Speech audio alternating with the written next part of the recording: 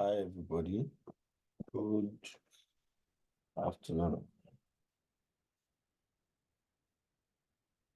Please confirm that you can hear me. If you can. Yes, we can. All right. So give me like 2 minutes.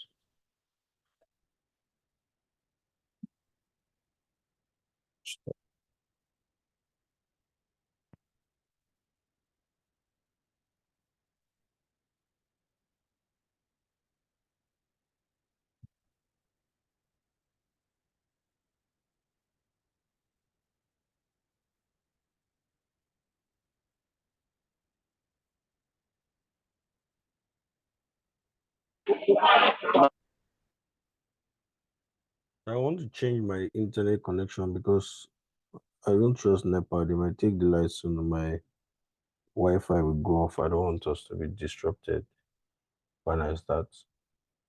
I'll change my network now and I'll go off for a while. Then reconnect.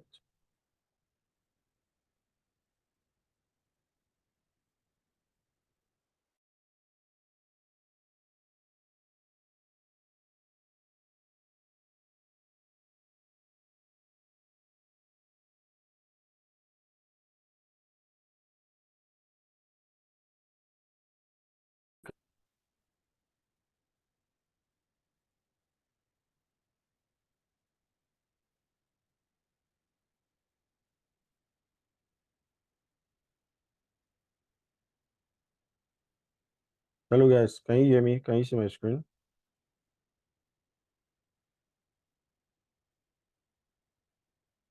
Yeah. All right, great. Okay. So somebody was saying we're not able to see your the last, so maybe it's not been uploaded yet. Okay. So yeah, we'll just start the class and I'll take questions after the class, right? So that we can maximize time. We have an hour or even less. Okay. So today we are going to talk about objects. I realized that we did not talk about objects and we did not do much justice to arrays, all right, and some of these concepts. Okay. So instead of just diving straight into the execution context and some of those um, slightly advanced topics, I figured we should just talk about these guys first. And when we are clear, this will be the last of the basics, all right, the easier part of JavaScript. And after this, we can now start talking about some conceptual things. Okay, so this is what we're going to be talking about majorly today. I hope we're able to finish all of them. All right, so we'll talk about objects.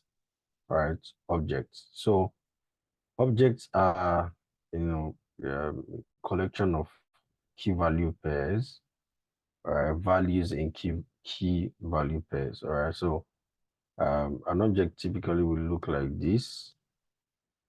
Okay, and then you have the key, then you have the value.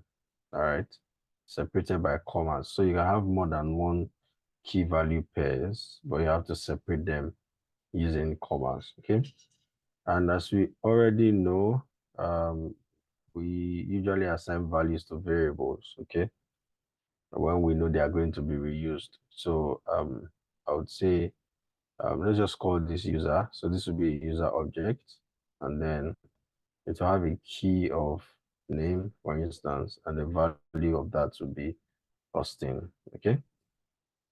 So this is an object basically. Maybe when we talk about core JavaScript, we might learn of some other ways to create objects. Okay. I'm going to check if there is need for that, and maybe we might learn that. But for now, it's very simple. We just have two curly braces and key and value inside of them. Now, sometimes we might interchange the term key for property. So instead of saying key, we could say property. All right. So just take note of that. So if we say access the name property of the user object. So what we're saying is that you should get the name key. All right. So you could interchange those terms. All right. So how do we perform CRUD operations? So CRUD simply means create, all right, read, update, and delete. All right, that's CRUD. How do we perform CRUD operations on objects? To create, all right, and in this case, it would be to add, or let's say to create a new key. So we've already created this, and somewhere along the line, all right, we decide to add something to that object, like we discover that, oh, this is not enough to represent the user, right? We want to add age to the object. What do? We simply say user.age equals, right? And we put the value, say 24. Okay, so what I've just done here now is we have said, look for the age property of user, all right, and give it the value 24. All right. So when the JavaScript engine looks at this object, it sees that, oh, you're trying to add age property to the object, all right? They're trying to update the age property of the object, but then it doesn't exist, right? So what do? It smartly creates that property and then gives the value to it. So creating or adding a new property would be the same as updating the property. So just take note, when you create, it's the same as when you add. Just say user, the age, or the object's name. So it mustn't be user, right? Whatever the object name is. Okay, so object name dot property, and then the value. Okay, so this is the syntax. All right, the object name, the property equals the value. That's how you add new property or update the property in an object. So object name in this case is user, name, property in this case is age, right? And then the value is 24. So I'm going to comment this out, and let's console.log the user object to see what the value is. So currently it's simply an object that has the property name and the value of that name, Austin. But immediately we make this creation, all right, and we console the log the user object again, we see that it has been updated. So the first time we logged, it was just Austin. But after this code, this line of code was executed, it became, all right, age 24, name Austin. Okay, so that's for creating. So when you do this, if that property does not exist, it's going to create it. All right. But if the property exists, for instance, we're trying to say name user.name equals Victor, for instance, and save. All right. What you have just done now is update.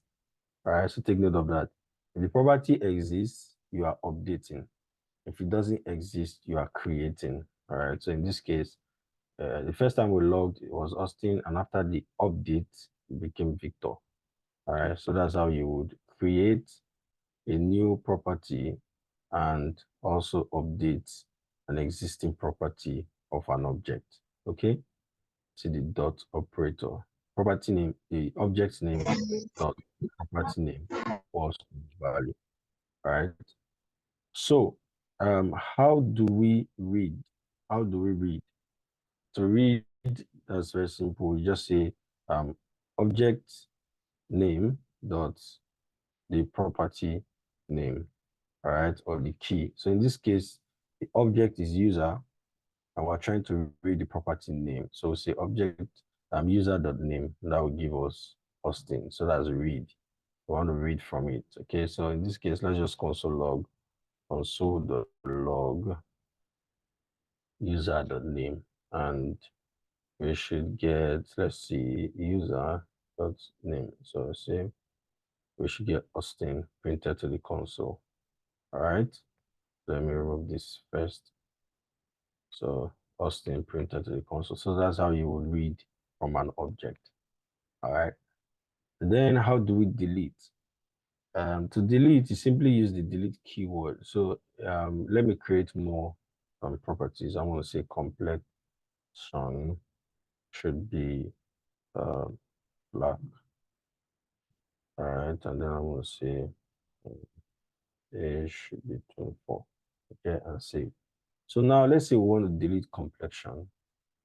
All right. We don't want to keep track of people's complexion so that they will not come and drag our platform online that we're being racist. So we don't care about your complexion. Everybody's one. So delete it from the user object. So what would you simply say? Delete user dot complexion, and that will delete complexion from the user. So if I console the log user before the deletion, so I want to see, I'm going to put a label. I'll say before deletion, and then let's say, yeah, console the log after deletion, okay? And this should be user. Okay, so if we save and check, you see that before deletion, we had complexion in the object, and after the deletion, we no longer have complexion in the object. All right, so that's how you would delete. Delete keyword space the object name and the property name or the key name that you wish to delete. All right. Now there are, in terms of performance, there are cases where the object keyword might not be as performant as we would want, but usually most likely you're going to get away with using the delete, but there are some professionals who have come up and say, oh, instead of using the delete keyword, just give the value of that key undefined, the value of undefined, and it should work. All right. So in this case, you will see that it actually is showing, right? But um, as we keep coding, right, you would see a situation. For instance, we're sending this over the network, right? Undefined values are going to be stripped off, you know, um, automatically. All right. So if you want to see the change immediately, just use the delete, you'll see it. But when you use undefined, most times when you're dealing with objects, passing objects around, undefined values will be stripped off the object. Okay. So that is something to note. All right. But for now, I would just advise you to stick with the delete. So when we get to that bridge, when we start dealing with APIs and making requests, we're going to explore assigning that object value to, undefined, that object property to undefined. All right, as a way of removing that property from an object. All right. So this is how to delete. So we've talked about how to create, that's to add or create, let me say create or add. All right, a new property to an object. I've talked about how to delete, how to update, property in an object. We've talked about how to read from the object, and we've talked about how to delete. All right. So I've been able to cover the CRUD aspect of objects. All right. Yeah, it was this class now. We've talked about some things on objects, so I'm just going to move straight to arrays. I'm move straight to arrays. I'm going to move straight to arrays, and we'll talk about objects again when we get to destructuring, right? Okay, so for arrays, we should be familiar with that, right? Scores equals 200, 150, 40, 60, and so on and so forth. Okay. And we want to perform CRUD on arrays. So create, um, read, update, and delete. So how do you add a value to an array? Okay, we could do this. We could say array dot push, and then we put the value, the new value here. All right, so I'll say 500, for instance. All right, array here, we're going to replace it by the name of the array we want to push into. So scores dot push. All right, so let's console the log scores before push. All right, before push scores. All right, then after push, we also want to show scores. If I save and check, you see that before push, we had 200, 150, 40, and 60. And after push, we had 200, everything we had before, plus the new guy, 500, which we pushed in the array. All right. So push is going to append to an array. It's going to append a value to an array. All right. And then shift is going to prepend. So it's going to add it from the front. All right. Is that she? Does it work with JavaScript? Please there, sorry, please can you mute your mic? Please. Thank you. All right. So is it on shift? Let's see. Yeah. So on shift is going to add the value from the front. That's prepend. But push is going to add to the back. All right. But I need to just make a statement here. You should almost never do on shift unless you know what you're doing. All right. Because it has some consequences. So when you learn about algorithms and data structure, you're going to know the implications of some of these um, methods. All right. But for now, you can make use of them. Okay. But I would advise that if you want to add into an array, you should add from the back, which is push. This is what you should be doing most times. Until you know absolutely what you're doing, then you can start using things like on shift. All right. But there, it is there. On shift to add from the front, push to add from the back. All right. So how do we delete? How do we delete? So there's still another way to add though. If I want to add anywhere, all right, I want to just add somewhere in between. I think that should be splice. All right. You define the start index, define the end index. All right. Let's see the number of elements to remove. All right. So delete start, delete count, and then yeah. So I'm gonna say 0. I'm gonna say 33. So let's see what happens. I'll say before splice and after splice. Save. And if we check, you see we have 33 here. All right. But then 200 still exists, 150 still exists, 40 still exists, and 60 still exists. All right. So splice, you can use it to add, a value at any point in the array. All right. But you have to specify where that value should be inserted. So I've said insert it into position 2, and position 2 in the array will be 0, 1, 2. That means it will now be positioned here. All right. This is position 2. And if you check, it was positioned in 0, 1, 2. Okay. So when you're using splice, you specify the position, right, where you want to start your deletion from. All right. How many values you want to delete? In this case, I said 0, so nothing was deleted. All right. I said 0, so nothing was deleted. And you specify the value you want to add, all right, at that point of deletion. So at this point, I said, go to position 2, delete nothing, but add 33. That's what I said here. All right. If I said, go to position 2, delete one item and add 33, this is what you would have gotten. All right. You would have gotten empty. So, no, let's refresh and see. Okay. Yeah, I know why. All right. So we deleted whatever was in position 2, and then we added this guy. All right. So what was in position 2?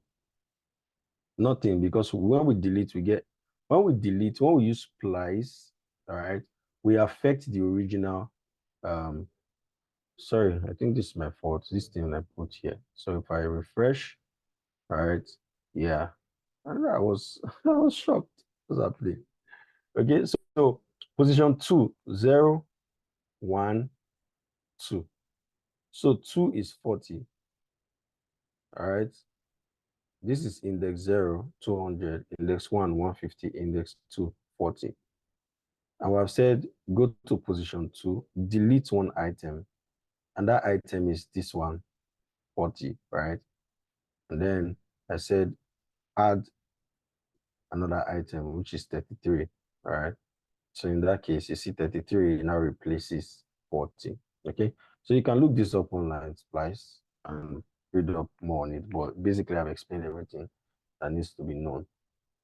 All right. You can decide not to add anything, just simply delete. All right. So if I do that, you see that 40 was deleted because 40 is in position 2.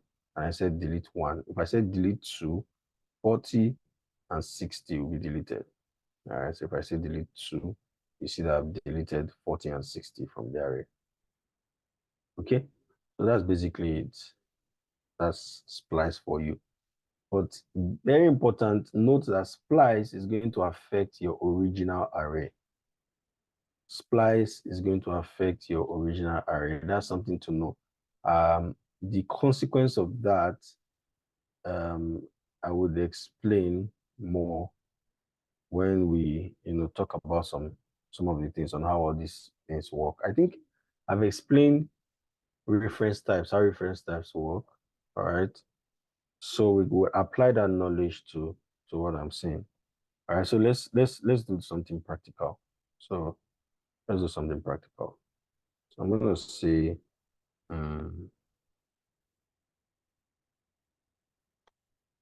write a function that copies, that creates a new score variables, all right, then deletes the last value of the scores, all right. I'll delete the last score in the list. All right, so this is the question. Okay, create a function that creates a new score variable from the input it receives. Okay, so let's make it more clear. All right, so it means that this function is going to receive an input. So let's write the function create new score variable. Okay, and then we know that it's going to receive an input, so we'll provide the parameter. I'm going to call this score. All right, and what do we want to do in the function? What do we want the function to do? We want it to create a new score variable. So what we'll do is we say let new score equal to score, right? So the score that was passed in, we're going to use it to create a new score variable. Then it says, then delete the last score in the list. So the last score in the list, how do we delete it? We learned about pop. So say new score dot pop. All right. Pop is the way you remove from the back. That's the way you use push to add a value to the end of the array. You use pop to remove the last item in the array. All right. Or you can decide to use splice and do some more work, but pop will just remove the last guy. Since the question is specific to the last guy, pop is your guy to use. All right. So we say new score the pop. All right. And that's all. That's really all. So let's try something. We're going to say scores console your log scores before pop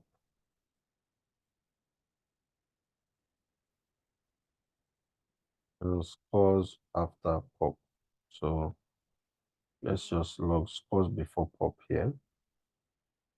And then we can do it. No, let's do it like this. So then say create variable for passing scores. So if I save, let's see what happens. Now follow me carefully. So this is the score variable before we run our function. All right, this is the scores variable. This is it. And after running our function, this is now the scores variable. Right? Now, ordinarily, you would think that we have two different variables, right? New score, right? And scores. To make it clearer, just watch what will happen. I'm going to remove this and let's do this console log inside here. I'm going to say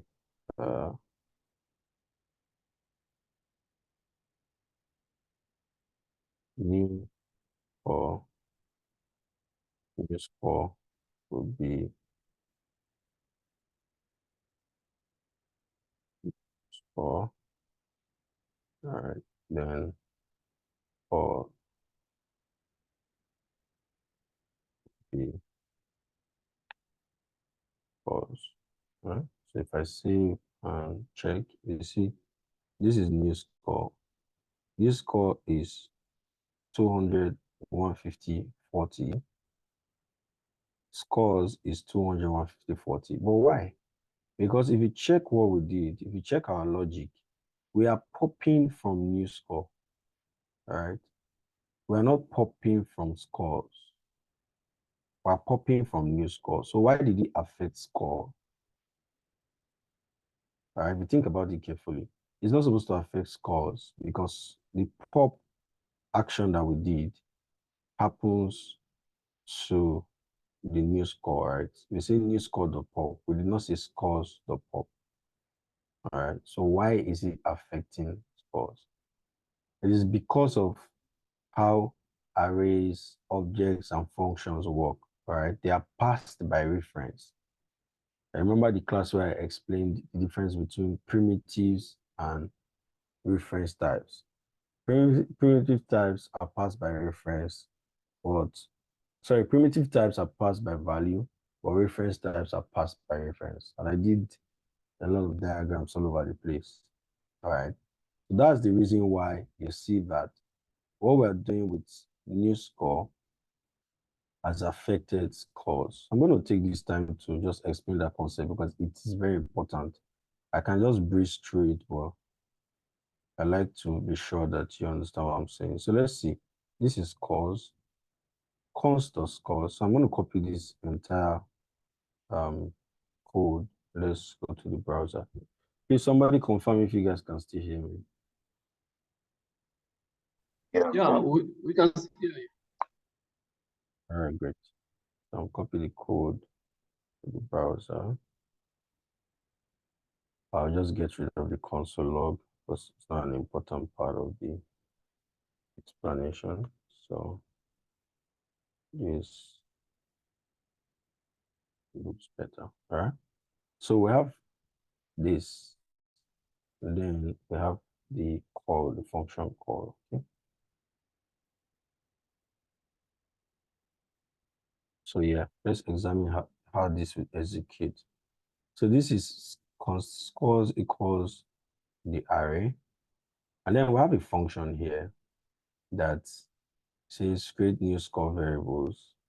And it takes in a score and then let new score. It creates a new score from that score. And then it pops from the new score, right? So when this line of code is run, I think I've explained that what happens is that you will get the variable scores in memory in the heap. Or let's just say memory so I don't complicate things. All right. We get the scores in memory and it will point to a reference. let's just call it REF 445 and whatever. REF for gibberish, but this is going to be automatically created. And then that reference will point to the actual value. So that's reference types for you. All right, points to the actual value. We'll reduce this a bit. I think we can still see it. All right. And then when we create this function, the same thing happens. Because functions are also passed by reference. All right. The same thing happens. But I'm not going to show the function because it's not a critical part of this explanation. I'm trying to explain why the pop affected the array, the initial array, right? So inside this function you're seeing, what we did during this call, so during this function call, what I've just done is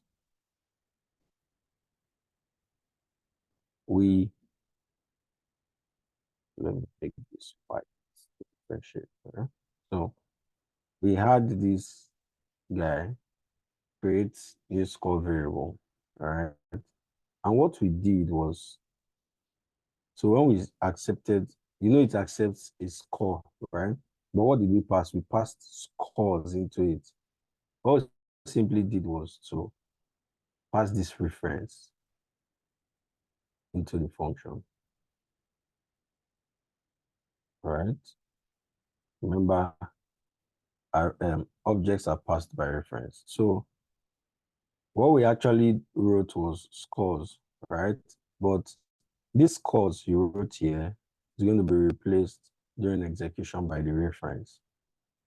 All right, so what it means is that this variable that you have passed inside here is actually pointing to this guy. All right, that's what it means. When you put scores, let me do it like this. I think this will be better. So when you pass scores into it, right, you're actually pointing to this reference. And inside the function, you know what this function is called? When this function is called, it will run this block of code, right? So inside this block of code, let me duplicate it. What's happening is that you have this reference, this score inside it is pointing to this reference and it's pointing to this value. So what you're actually doing effectively is you are storing this value inside here. So what is happening is that new score, which is the variable that we created in this function context, I'm going to duplicate this now. New score, so which is new score, right, is actually pointing to, it doesn't create its own reference. Because look at, it's pointing to REF 343534, right? And what is this reference pointing to? This reference points to this value. This guy points to this value. Okay. So in this case, when we do new score.pop, what is new score? New score is this reference.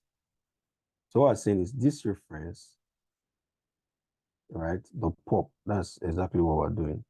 And effectively, it is this array that we're popping from. So that's why it's very tricky, right? When you just start writing JavaScript, that you write bugs all over the place, especially if you don't understand how reference types are passed. They are not passed by value, they are passed by reference. Okay. I hope that makes sense. But if it doesn't make sense, I think if you replay the video, it's obviously going to come together because it's not usually very easy to pass across. All right, you get used to it with the experience. Okay, so that is what happens. So in this our code, when we say new score.pop, right, we are actually popping from this guy. All right, because the reference to this guy is what we have passed into the function call and saved to new score. So new score effectively is still pointing to this. All right, that's one of the dangers when you're dealing with objects. They are passed by reference. When you pass it anyway, it is the reference of it you are passing, not the value. Like in this case, we passed scores into this function. but it's actually the reference to this value that's called store that we're passing. So that reference gets assigned to new score. And when we pop, we're actually saying that reference the pop. So we're popping from the original guy. So how do we avoid something like this? It brings us to the concept of destructuring. All right, it brings us to the concept of destructuring. So what we could have done is to say that when you receive your score, right, we want you to copy the values inside of it. This is a funny syntax, but it gets easier with time. Copy the values inside a score and create a new array from it. So now we're no longer using the reference, right? We are copying whatever value the reference points to. We'll spread it in this is a spread operator, right? We'll spread it in this array and we'll use it to create a new array. So if I pop now and then do that console log that we did, so let's do console. Okay, no, I think we can do it inside.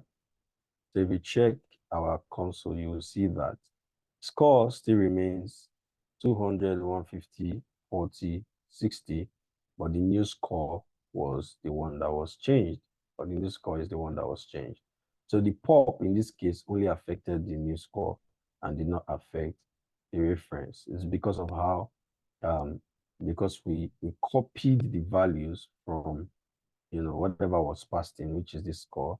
We did not use it directly. We copied the value and used the values inside the array to create a new array. So we're not affecting the original.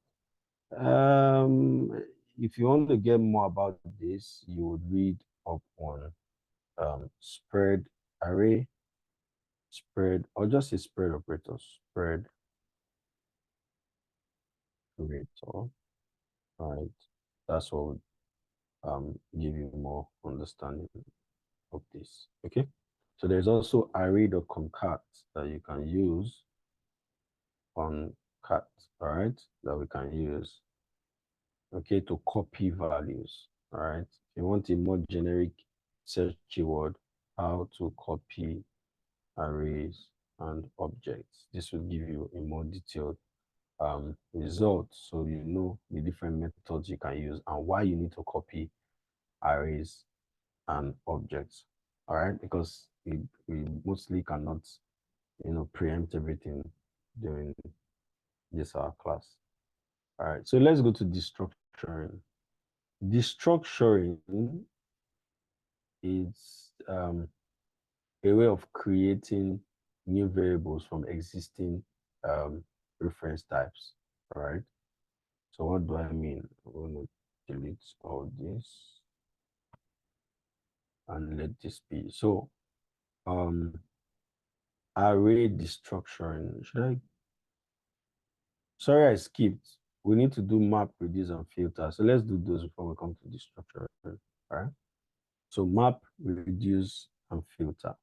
So these are methods that you can use on arrays. All right. They are array methods. All right. If you don't know map, reduce, filter, you're not a JavaScript developer. All right. And it's true. It's not an overstatement. All right. So it's one of those methods that you need to understand. So what does map do? All right. Map allows us to loop through the elements of an array. In fact, all of them. You see map, reduce, and filter.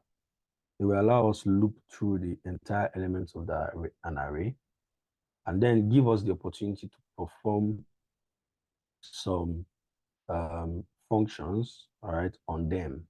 All right. So for instance, when we do map, we could say scores.map, scores.map, all right. And it requires a function, which is called a callback.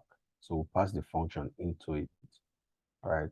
In JavaScript, you can pass functions into functions. Okay. So we'll pass a function into it, and it's going to run that function for every element in scores. Okay. I'm going to take time to break this down. Don't worry, if we cannot finish it up, then I'll have to record a video to cover these others, but I don't want to rush. So let's get this and get it well. All right, so you pass in a function. Let's see, let me create the function separately for a start. Function multiply scores by 2. All right, so this is a function that will multiply scores by 2. And this my function will take in the current item. So let's call it current scores, and then the current index of that score. All right. So if the current score is 200, the index will be 0. If it is 150, the index will be 1. If it is 50, the index will be 2. And if it is 60, the index will be 3. Abi? Yeah. So the current score is going to be the current guy during the iteration. So that's what my function would receive. So what it does, it will return, right, that function, that current score times 2. Let me get rid of index for now. So my function is very simple.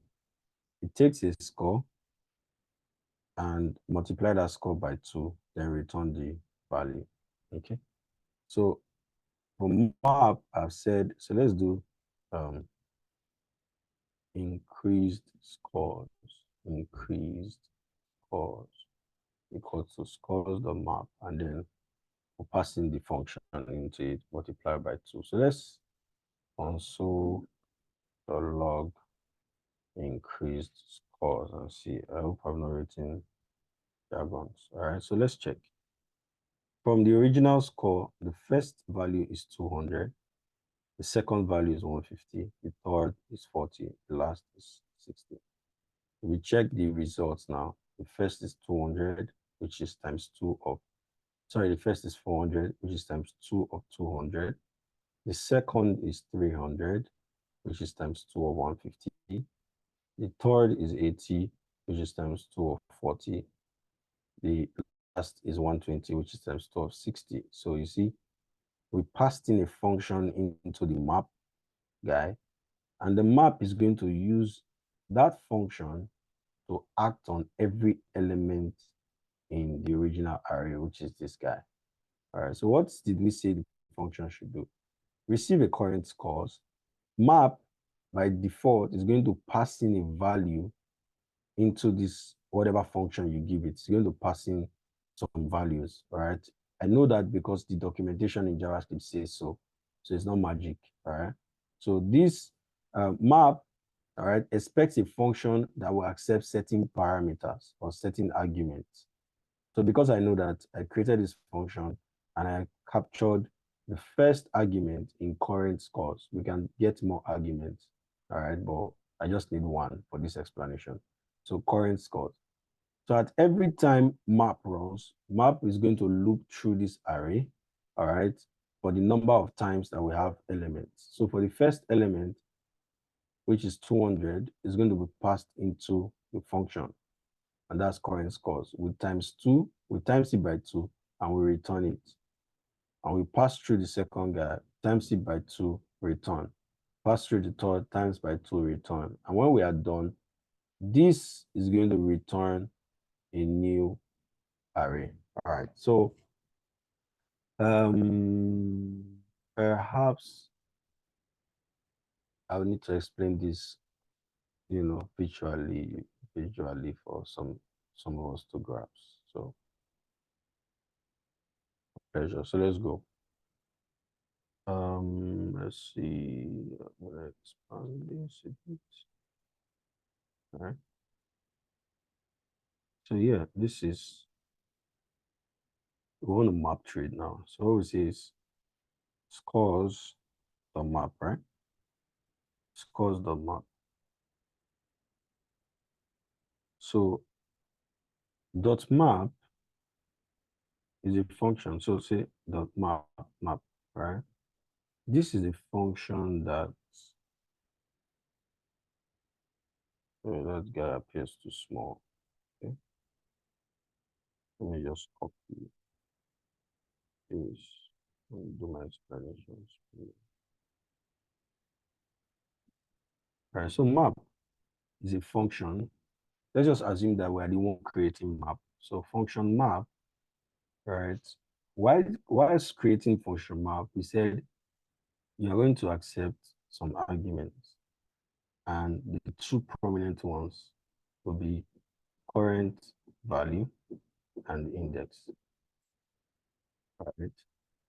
And then we said that what you would do is, no, I'm really sorry. You're going to accept a function, sorry. You're going to accept a function, right? And that function should, we're going to call that function with some arguments, say current value and index. So this is the rough documentation, or right, the rough structure of the map guy.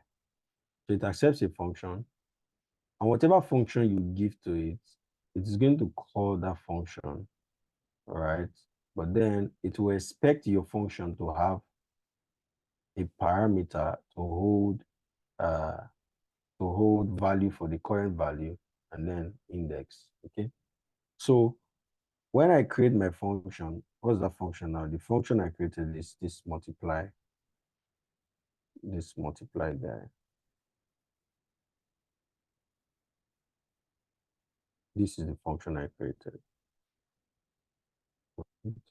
And because I know that in the documentation, map requires a function that would accept two values, I can either decide to support the two values or just one. In my case, I decided to support one, but I could have easily supported two and nothing spoil, all right? So I've written this function, right? And then I'm passing it to map. You see map dot then the function, all right? So map is going to call it inside itself. It's going to do a call, all right, every time it loops. So map is a loop, all right, that will run as many times as you have items in the array that is being called on. So when we say calls the map, it's going to loop the first time, run this function. And when it runs this function, the first value 200 will be passed into the function. And in our case, the function we gave it is multiply scores. So the first value is passed into multiply scores. And then we said with the scores that is passed into, that's the current scores, should be multiplied by 2. And it does that and returns the value. So internally, let me go deeper. Let's see if I can have enough swimming jacket to go deeper. So internally, this is like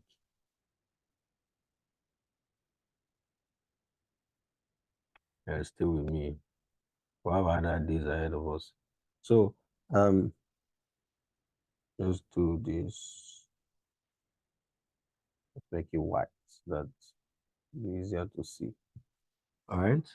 So internally, what will happen is map has a variable called new array, right? And that new array will be empty at first. So map is going to have a loop. See, I'm implementing map. Oh, that's nice. Let's do this together. It's fun. You'll be confused, but confusion is something you should enjoy as a programmer because you get used to it. All right. So we're going to run a loop. Let's just say we use the for loop. Should we use for loop? For loop, for loop, for loop. Should we use for loop? Let's use for loop. For let I equal 0. And as long as I is less than the array, the length, I'm going to explain this. All right. As long as, that's the case, we want to run this. All right. And after we run that, we want to I plus plus. Okay. So inside here, what are we running? Inside there, what are we running? So inside here, what are we running? We simply want to new array dot push. It's new array dot push whatever our function returns. So whatever the function that you pass into this map, whatever it returns, we want to push it into the new array. All right. So in this case, we would do, so this function here, this function that you have here, we will call it function, all right? And then we'll pass in current scores, all right, and the index. And whatever it returns when we pass those things into it, we want to store it in new array, all right? And this is going to run. So let me just do, this is my map. I'll call it map v2. Let's try it, map v2, and then array. All right, so array the length, the function, okay? And when we are done, we want to return new array. Wow, if this works. This is really spontaneous, and I'm trying to implement map. All right, let's see. So I'm going to just remove everything here. In fact, let's even leave it. I will comment this one out, and let's use my own implementation of map. So I'll paste this here, and I'll use func because function is a reserved word, so we cannot use it. So I use func, and this I'll call it ARR, ARR, and ARR. Okay. And Your array of function, push. you have a missing T. Sorry, is that what? Yeah, the T. Oh, thank you. Thank you. So yeah, so this is it. So let's call map. All right. I'm going to say const increase scores equal to map. But in our case, we're passing scores, right? We're passing scores. We can implement this, but I've not taught us what would, help us implement that. This keyword prototypes and some stuff. So scores, and I'm passing the function. So what's the function? This one. Let's see if it will work. I see. I think there's no error. So it's not showing anything. So what are we doing wrong? Consider log scores. Right. Consider log scores here. We're returning new array. Map v2 scores. We're passing in scores here. We're passing in multiply by 2. And in here we said new array dot push. You call the function that is passed in. You give it. So it should work. Refresh, there's an error. So let's see what's the error. On cut reference, 0 is not defined. Where is oh sorry, that should be 0, not O, right? So our function should work. It said cause is not defined. So let's check. Let's fix all those errors. Cause, right? Cause. So this guy would say array I save. Well, let's see, index is not defined. So this will be I, all right? And if it's run, there's no error and everything works now. Yeah, okay. This was sweet. All right. So this is our own implementation. We don't have much time now, but trust me, what I just did now, you need it. So be prepared for more hard meets like this during lectures. You now have to go home, rewatch the video, and ask questions. Until now, you've not asked any question, right? But this is the time. So ask questions in the chat. I'm going to come up, I'm going to look at them. we're going to get through this thing together. But be guaranteed, confusion is sure.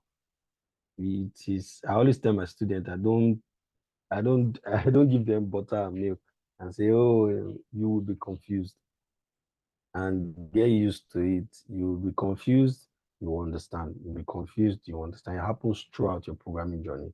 You see a concept and you're like, what is happening here? If you give up, maybe you never meant to be a programmer, all right? But you are just meant to stay, understand it. I am a human being writing it, right? I don't get forehead. I know pass. In fact, if I tell you, we'll get to that point, I tell you more about my experience in school. I wasn't the most brilliant in school, right? But yeah, I understand programming. So if I can understand programming, trust me, you can.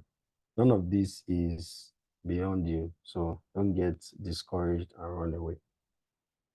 So I just re-implemented my version of the JavaScript map function that ships with JavaScript. Because I understand how map works, I don't need to look for the documentation. In fact, if you go to JavaScript documentation, you cannot see the implementation of map. You can't. I did this from my own understanding of how map works from my head. I just did it on the spot because I understand what's happening when you run map. All right. So map is simply a function. It's called a higher order function. It's called a higher order HOC. No, HO is it HOC or HOF? Higher order function. That's what map is. It's a function that receives a function. It takes a function. So you see, it receives a function, it receives an array, and receives a function. So based on the array you pass in, right, it is going to run that function with the array and produce an output for you. That's simply what map does. Take your time to understand this, and you'll see that you'll be able to use the real map. So the difference between the JavaScript map and ours is that you pass scores. I can really, when we get to prototypes, maybe we'll recreate this again. I'll do my map v2 so that you can pass it like this. All right, this is the difference. But in our own case, since we have not learned about these and prototypes, I simply passed it into it like this. All right, so map will take a function and run your arrays, the items in your arrays through that function and produce a report. So you can decide to do anything you want to do within the function that you declare. Very powerful concept. Reduce and filter are more technical, and we'll talk about that in coming classes, or record a video before our next class, and I'll send it across. So before we go quickly, I know you guys have questions. If I say if you have questions, that's yeah. So if I ask us for questions, that will not be here, right? So, or if you guys are willing, I'm going to quickly get across to Sheyi and confirm the schedule for the next class. If it's not starting by 12, then we should be able to take some questions. So let me try to reach Sheyi.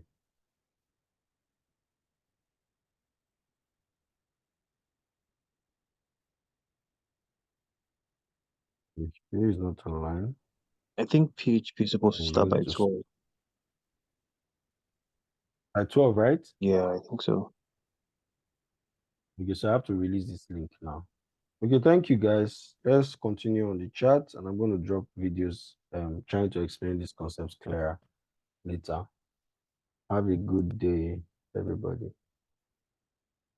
Yeah, thank you very much for the confusion. Hello T. Please, can you also reach out to Shay to create like a group for Node? I see there's one for PHP as well, so we can just move all our Node conversations there. There's a group for Node already. Check the channel.